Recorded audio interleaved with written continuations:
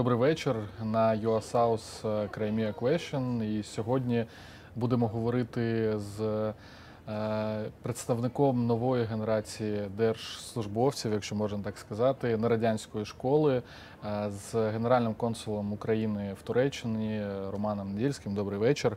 Доброго вечора. В мене таке буде перше питання. От я почав з того, що ви саме нової генерації. Ми розуміємо, що, напевно, можу сказати, що я знаю так, що люди, які працюють в держслужбі, вони заробляють не так багато. Чи знали ви, куди йшли і чому обрали саме от такий рух свій? Абсолютно знав, абсолютно розумів. Мене і батьки дуже спонукали. Вони бачили те, що я мав би навчатися на факультеті міжнародних відносин, я мав би бути в дипломатії. І ще зі школи мене дуже цікавили питання історії, право, правознавства, тому що я закінчував міжнародне право, спеціалізацію. І для мене це було дуже близьке і мені цікаве. Вибравши цю професію, я не помилився. Я можу сказати з впевненістю, що ми абсолютно нова формація. Українська дипломатія, як і українська держава, зараз опинилася в дуже нестандартній ситуації, в ситуації війни. Радянська школа в цьому не була. Перед нами стоять абсолютно нові виклики, те, чого не навчали ні в радянський час, ні на початку незалежності. Тобто ми діємо в абсолютно нестандартній ситуації, і нам виходить. У вас взагалі, я подивився, дуже багатий досвід в Міністерстві закордонних справ. Навіть, якщо не помиляюсь, була робота і в Сан-Франциско. Вам взагалі ніколи не хотілося, от працюючи в цій структурі, піти взагалі в бізнес? Ви знаєте, навіть думки такої не проходило. По-перше, державна служба, особливо дипломатична служба, вона затягує. Особливо консульська служба в дипломатичній службі, вона дуже цікава тим, що ви бачите, кожного дня ви бачите результат своєї роботи. Якщо ви працюєте в консульстві чи в посольстві, на консульській роботі, ви бачите, сьогодні ви прийняли таку кількість громадян, ви зробили стільки паспортів, зробили стільки паспортів, стільки віз, такій кількості людей ви надали допомогу, ви отримаєте від цього навіть особисту якусь насолоду від того, що ви людині зробили добре і приємно. Плюс дуже багато різних проєктів в консульській службі. От я коли працював заступником директора департаменту консульської служби до відрядження сюди, у нас дуже було багато проєктів з цифровізації консульської служби. Це починаючи від біометричних паспортів до цифровізації усіх процесів консульської служби. Та ж сама електронна віза, яку ми запровадили за півроку, це був той проєкт, який я з командою вже реалізовував. Дуже цікавий проєкт, але це завдання, яке вам перед вами ставлять, ви насправді спочатку не знаєте, що з ним робити, але потім процес, коли запускаєте, це дуже цікаво. Це дуже цікаво, і коли ви бачите вже обрій вашої роботи в кінці, це дуже приємне відчуття, що це той продукт, який ви зробили, і який зараз функціонує нормально. А це правда, що працівники Міністерства закордонних справ, які працюють саме в Україні, вони мріють про роботу в посольстві або в консульстві? Чому мріють? Специфіка роботи, звичайно, абсолютно різна, що в центральному апараті, що в посольстві. В посольстві посольство і консульство – це основне, скажімо, поле бою дипломатичної служби. Це дуже цікава служба. Чому мріють? Можливо, я б не сказав, що мріють. Ви мріяли про це? Я не можу сказати, що я мріяв. Після повернення з Сан-Франциско з відрядження, я 10 років пропрацював в центральному апараті. Це не є нормально для дипломатичної служби. Тому що в нас принцип ротації. Це приблизно до 4 років за кордоном, не менше 2 років в центральному апараті. Я замість 2 років пропрацював 10 років. А пропрацював я тому, що, як мені казали, я не люблю себе хвалити, але як мені казали всі мої керівники, що ті проекти, які мені були доручені, я доводив їх до кінця. От і в мене були дуже багато різних проєктів, те, що я вам казав раніше, які дуже цікаві, там і біометричні паспорти, і біометричні візи, цифровізація консульської служби, дуже багато нормативної роботи, нового законодавства написано дуже багато, нового, абсолютно нового. Настільки ми набагато спростили життя нашим громадянам за кордоном в плані оформлення паспортів, це зменшення бюрократичної всієї цієї складової. Ви встигли попрацювати з Міністерством цифрової трансформації в цьому питанні, так? Взагалі, чесно кажучи, цікаво, от пан Андрій Сибіга, він 5 років, якщо не помиляю, попрацював послом України в Туреччині і зараз працює заступником керівника Офісу президента. Які у вас плани після вашої, якщо це ротація, да, тут, які у вас плани подальші? Насправді я ще планів після того, як я завершу своє перебування в Стамбулі, я не будував, тому що я тільки приїхав. Ну, не тільки приїхав, а, скажімо так, в листопаді минулого року я приїхав. Тобто я тільки розкручую свою діяльність, скажімо так, тут в Стамбулі. В мене дуже багато різних бачення, що можна зробити. Не буду приховувати, є багато амбіцій, того, чого я хотів би зробити тут в Стамбулі. І багато чого вдається, і ще багато чого вдасться. А чому перша зустріч робоча, да? Одна з перших робочих зустрічей у вас була з патріархом Варфоломієм? Ну, дивіться, специфіка самого Генерального консульства України в Стамбулі в тому, що це, в принципі, єдине генеральне консульство серед усіх генеральних консульств, які Україна має, де є настільки широкий спектр представленості інтересів України. Окрім консульської роботи, окрім економічної роботи, окрім культурної складової роботи будь-якого генерального консульства, тут є організація Чорноморського економічного співробітництва, представником якої від України я є, і так само є робота з Вселенським патріархатом. Це фактично, Вселенський патріарх – це є керівник православного світу. Протокольно, звичайно, це було абсолютно правильно зустрічатися з Вселенським патріархом. Тобто це не ваша особиста ініціатива? Ні, це і особиста, і протокольна. Тому що, по-перше, патріарх – це надзвичайно відкрита, світла людина. Під час першої зустрічі ми з дружиною і з сім'єю, тому що ми були присутні, я, дружина і двоє моїх синів, які ще доволі маленькі, ми відчули ту відкритість, людяність від нього, особливо по відношенню до дітей. І чи продовжуєте ви таку співпрацю? Дуже тісно. З Вселенським патріархатом дуже тісна співпраця. От навіть розкажу, що з останнього було. В суботу в Стамбулі був постриг в монахи і висвячення на диякона громадянина України Дмитра. Якщо можна, поясніть, будь ласка, нашим глядачам, що таке постриг диякона? Постриг в монахи – це людина, можна сказати, відрікається від мирського життя і присвячує своє життя Богові, церкві. Тобто вона не зможе там мати сім'ю і так далі. Вона повністю віддає своє життя Богові, службі Богові і церкві. Це був мешканець Дніпра, так? Дніпра, так. Це в Стамбулі відбувався постриг, а потім біля Трабзона в монастирі 4 століття патріарх запросив мене так само брати участь в святковій літургії з висвячення вже монаха Дмитра на диякона. Ми з дружиною, звичайно, дуже великий шлях подолали, тому що не було квитків на літак, довелося їхати автомобілем, а це 13 годин їзди тільки в одну сторону. Тобто за 2 дні ми фактично 2500 кілометрів проїхали. Але повірте, це того варто. Це почути слова вдячності патріарха, коли він сказав, що я дуже радий вас тут бачити, вони варті будь-якої дороги.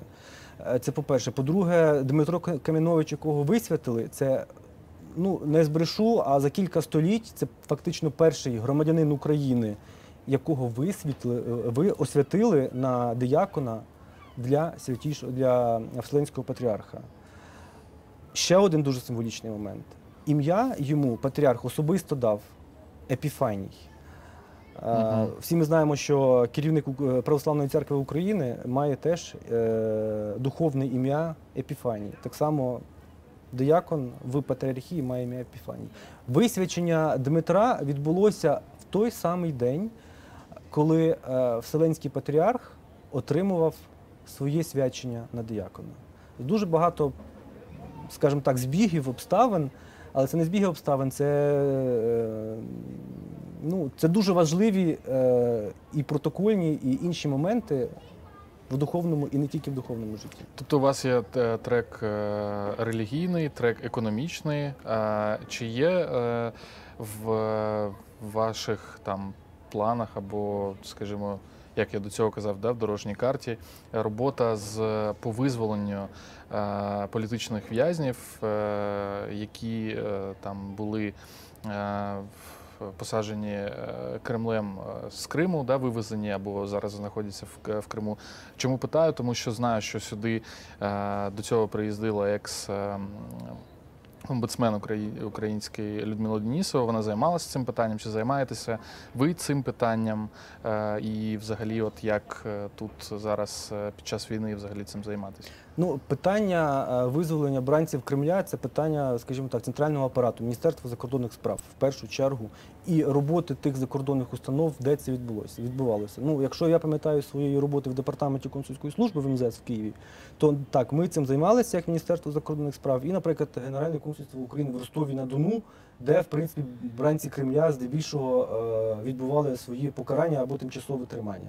В Стамбулі цього немає. Але в Стамбулі, наприклад, я відвідував Едема Бекірова, який зараз тут перебуває в Стамбулі, який теж був бранцем Кремля. Я ще пам'ятаю, як ми займалися в МЗС його справою. А зараз він тут перебуває і на лікуванні перебуває. Ми дуже тісно співпрацюємо з його дружиною, з пані Гульнарою Бекіровою. Проводили дуже багато різних заходів на кримсько-татарську тематику. І завжди пані Гульнарну запрошували. Чому я питаю? Тому що, я думаю, і наші глядачі мають зрозуміти, тому що поки що з Криму були визволені там з кримських татар 3 людей, двоє це представники Меджлісу кримсько-татарського народу, які одночасно були вивезені з Криму через Туреччину, і от великим літаком, там з і відомими режисерами, і іншими, і моряками, і іншими людьми. Просто зараз, як взагалі це питання, чи просувається воно взагалі, що ви знаєте про це? Ну, звичайно, воно просувається, але ці питання опрацьовуються на рівні Офісу Президента, на рівні Міністерства закордонних справ і на рівні Уповноваженого Верховної Ради з прав людини. В першу чергу залучені ці інституції. Чи встигаєте ви взагалі після початку повномасштабної війни займатися такими багатьма треками? Тому що розумію, що питань в Стамбулі з'явилося більше. Чи встигаєте ви? Який у вас штат, наприклад? Чи збільшився він після 24 числа? Штат не збільшився, штат, який був, такий і залишився, а питань, звичайно, в рази більше. Я вам розповім на прикладі коротенької статистики з консульської роботи. Так? В консульстві штатних 11 посадових осіб консульських, але в консульській секції, які займаються буденною консульською роботою, тобто прийомом громадян, фактично 1 людина віце-консул. Якщо навантаження на консула в рік – це 3 тисячі консульських дій, це більш-менш нормальні комфортні умови, то, наприклад, в порівнянні з минулим році Генеральним консульством було вчинено 11 600, здається, тисяч консульських дій. Тільки за перше півріччя цього року 12 600. Угу. Це ви можете собі уявити. Якщо на одну людину більш-менш комфортна робота – це 3 тисячі консульських дій в рік, то за півроку на одну людину 12 600. Це тільки півроку. Через що не збільшується штат, як ви думаєте? Ну, звичайно, в неї є в віце-консула на допомозі є колеги, які за цивільно-правовим договором, їх 2. Але все рівно це дуже важка робота. У нас на початку війни було по 150-200 людей в день. І з проблемами вони приходили дуже абсолютно широкого спектру питань від «поселіть мене десь в якомусь готелі, не маю де жити, я приїхав, в мене нема грошей, мені потрібне харчування, мені потрібен одяг, в мене проблеми з такими документами, Спектр абсолютно величезний. Якщо раніше до повномасштабної війни, скажімо, були більш-менш стандартні питання, то після початку війни стандартні питання звузилися. До речі, ви в нашому ефірі в марафоні 18 травня казали, що на 18 травня там було десь до 1000 або більше 1000 людей. Ви розмістили там в Стамбулі, в різних місцях. До речі, пропоную тим, хто не дивився наш марафон, подивитись його. І хочу спитати, от 70 тисяч, да, здається, приїхало до цього взагалі в Туреччину, це станом на травень місяць. Що скажете про серпень? Скільки людей, чи виїжджають вони? Скільки взагалі, давайте почнемо з того, скільки взагалі зараз людей знаходяться з України, які втекли від війни в Туреччині? За інформацією Міграційної служби Туреччини, десь приблизно 40 тисяч громадян України в Туреччині ще залишаються. В Стамбулі значно менше. Я вам скажу, що Тобто відтік був, да? суттєво великий відтік. Навіть один готель, про який я розказував в минулому ефірі у вас, який поселив 500 наших громадян.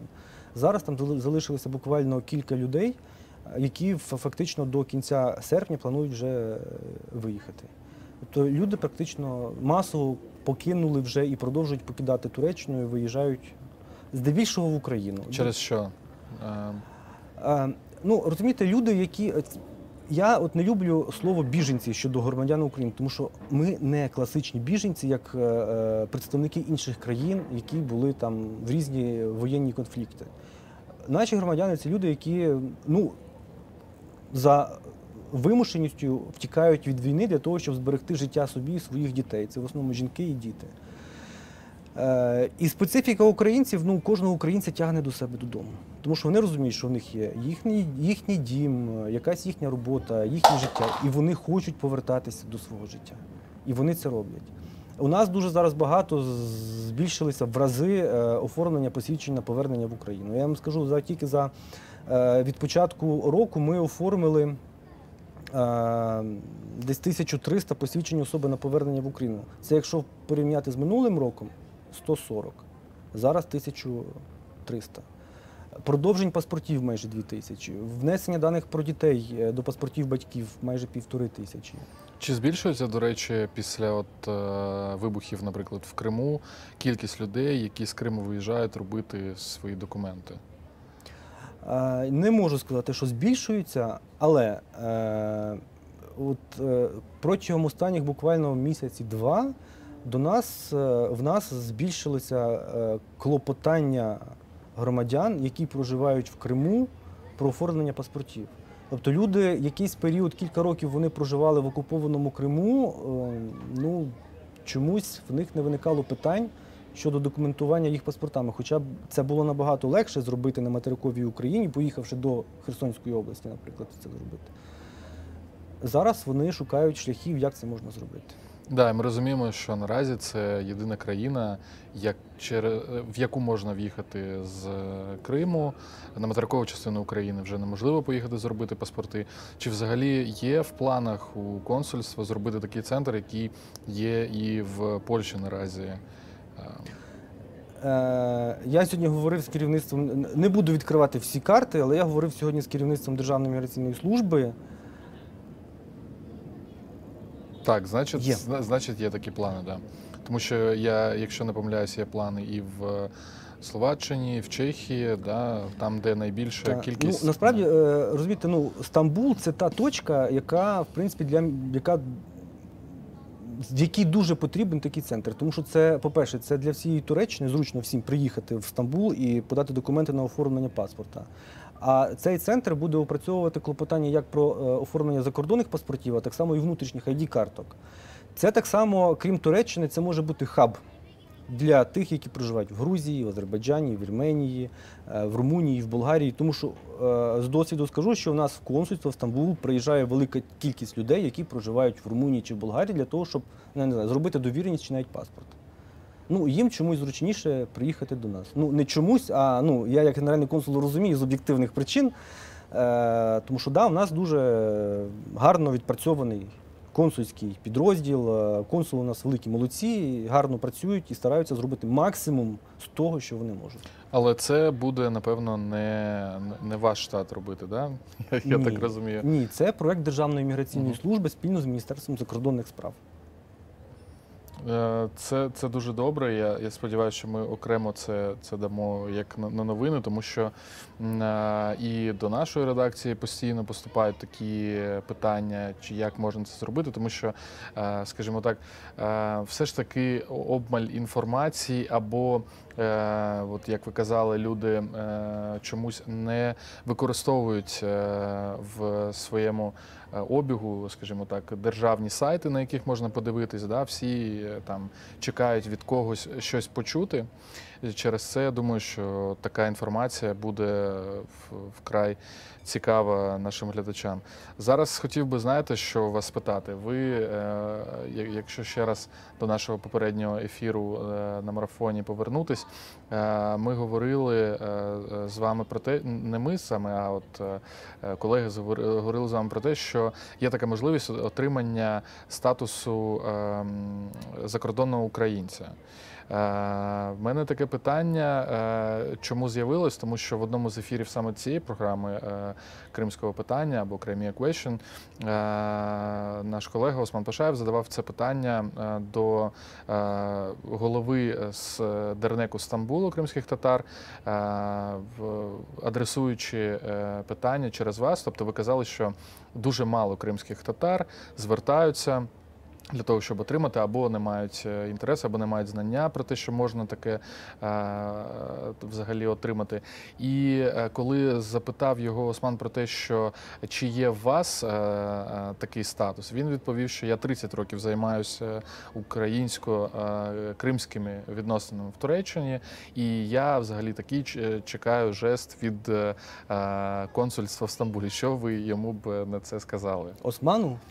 Ні, пану Джиляловичу. Да. Ну, з паном Джилялем я зустрічався, десь, напевно, місяці 2 тому, саме на цю тему. Я запросив його до Генерального консульства для того, щоб ми обговорили нашу взаємодію з питання отримання статусу закордонного українця для тих кримських татарів, які це бажають в Стамбулі.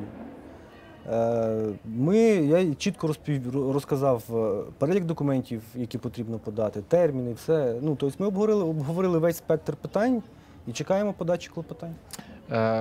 Ви чекаєте від нього подачу документів, він чекає від вас вже отримання. Через це я і хотів запитати, як ви до цього ставитесь.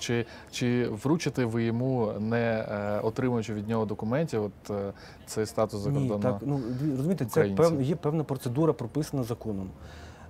Генеральне консульство в даному випадку, як будь-яка інша дипломатична установа, приймає документи, які пересилаються до Києва. В Києві засідає там ціла комісія з питань закордонного українства, яка складається з представників кількох центральних органів виконавчої влади, які розглядають кожне клопотання і приймають рішення про надання чи про відмову в наданні статусу закордонного українця. Якщо прийнято позитивне рішення, такій особі друкується відповідне посвідчення, надсилається до тої закордонної установи, яка клопотала про нього, і людині видається посвідчення закордонного українця. Тобто, це не просто так консульство розглянуло і щось прийняло. Рішення приймається не консульством, а комісією в Києві. Ще раз, якою комісією приймається рішення? Є комісія з питань закордонного українства.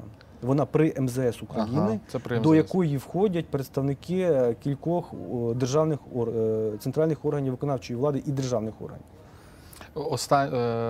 Зрозуміло, дуже дякую вам. Останню новину, яку от зараз розповсюджують, до речі, багато з кримських татар, які проживають як в Криму, так і, в принципі, дисперсно по світу, про те, що з серпня Туреччина розпочала видачу довгострокових видів на проживання кримським татарам, визнавши за ними статус співвітчизників з тюркським корінням.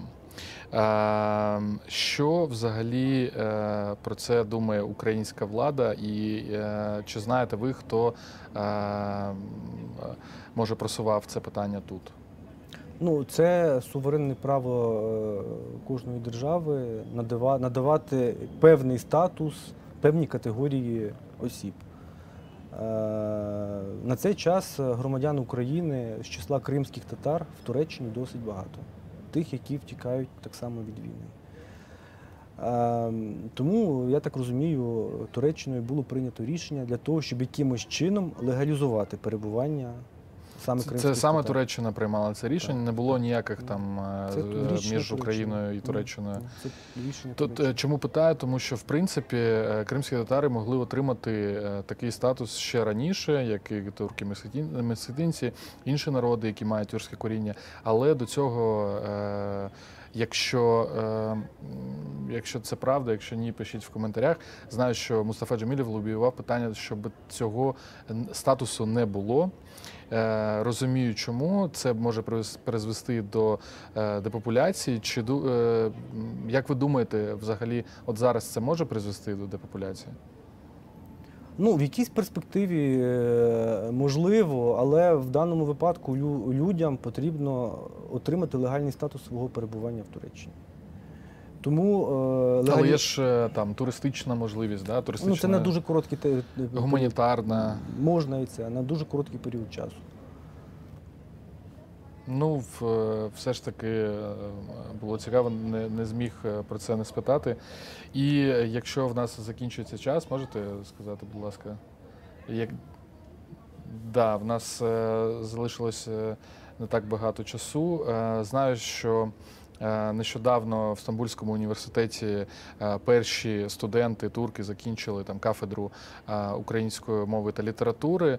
Що вони будуть робити з українською мовою та літературою тут? Чи будете ви їх, наприклад, чи запропонуєте ви їм роботу в цьому окремому ДМС, яке тут є? Яке тут буде? Повірте, громадяни Туреччини з українською мовою і літературою на українському ринку будуть затребувані настільки, що буде ще й черга стояти. Вже навіть перед тим, як вони закінчили своє навчання, вже було кілька пропозицій від деяких компаній, які широко представлені в Україні, які хотіли мати їх серед числа своїх співробітників. Тому що людей, які володіють як українською, так і турецькою мовою, ну, в принципі, не так багато на професійному рівні. А ці студенти, я коли з ними вперше побачився, зустрівся, поспілкувався, я був настільки приємно вражений їхнім рівнем знання української мови, що я абсолютно впевнений, що вони знайдуть себе в житті в Україні. Тому що відносини між Україною і Туреччиною економічні насамперед настільки тісні, що наша взаємодія, вона, величезний спектр питань для взаємодії, величезний. І не можу не спитати, останнє, напевно, це питання. Може, трошки довго я буду його говорити, але хотів би попросити вас відповідь коротку надати мені. Ще раз, і повертаючись до пана Джеляла Ічтіяна і до того, з чого я починав, з того, що ви не радянської школи держслужбовець, пан Джелял сказав, що раніше, от в перші роки незалежності, консули і посли були реально закалки КГБшної, радянської, і вони, приїжджаючи сюди, робили все для того, щоб розділити місцеві дернеки кримськотатарські, для того, щоб, я не знаю, якусь смуту між ними ввести. Чи знаєте, чи чули ви про таке? І взагалі, коли вперше з кримськими татарами познайомились? Я вам скажу так. Це не моє завдання, це моє не завдання, це покликання. Я вам скажу на одному прикладі. Ми з дружиною, коли був День кримсько-татарського прапора, не так давно, це було в червні, ми ініціювали проведення такого формату, невеликий формат в нас в Генеральному консульстві, якраз приурочений до Дня Кримського державного прапора. Ми запросили всіх представників осередків кримських татар в Стамбулі. Вони усі прийшли до нас в консульство. Ми мали, присутній був і пан Джиляль, і пані Гульнара Бекірова, і представники іншого дернеку були, і представники українських дернеків, двох, які ми маємо тут в Стамбулі. Наше завдання – об'єднуватись, працювати на благо нашої країни. І цей захід, який ми провели, я ніколи не забуду сліз в очах представників як і кримсько-татарського народу, так і українського. Люди плакали.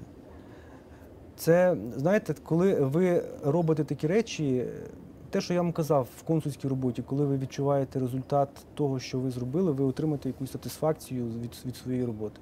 Так само і в цьому. Коли ви побачили в людині сльозу, це дуже багато коштує. Дуже вам дякую. З нами був сьогодні Роман Недільський, перший український генконсул в Стамбулі, який саме об'єднує і кримських татар, і українців. Дякую.